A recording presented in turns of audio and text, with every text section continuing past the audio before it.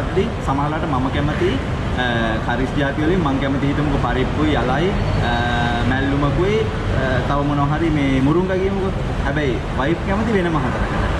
වෙනම ජාතියකට. මම හතරක් කියලා සඳහන් කරන්නේ සාමාන්‍යයෙන් අපේ අර චිකන් හරි පෝක් හරි මොනවා හරි ගත්තාම ඒකත් එක්ක ඉන්ක්ලූඩ් හතරක් එනවා. ඒක මුදලට. එතනින් එහා කිසි ප්‍රශ්නයක් නැහැ. කැමති 10ක් බෙදාගත්තත් ඒකට එක්ස්ට්‍රා ඇඩ් වෙනවා. ඒ කියන්නේ කරි එකකට එච්චර තමයි අපිට ඕන දෙයක්. සාමාන්‍ය රයිස් and curry එකක් කීයද? චිකන්, ෆිෂ්, පෝක් අපේ වල මේ චිකන් එකක් 650යි. චිකන් එකෙත් මේ ජෙරි ටේස්ට් කරද්දි තේරෙයි අපේ චිකන් එකේ පෝෂන් එක, චිකන් පීස් එක කොච්චර ග්‍රෑම් ප්‍රමාණයක් තියනවද කියන එක සහ මේ මොනවාද අපේ මේ බත් ප්‍රමාණය හොඳට කියන්නේ එක්කෙනෙක්ට හොඳට කන්න පුළුවන් විදිහට බෙදලා දෙනවා, ගෙනියන්නත් දෙනවා.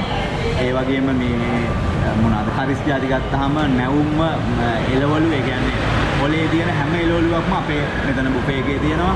මාළු ගැන කිව්වොත් එහෙම මේ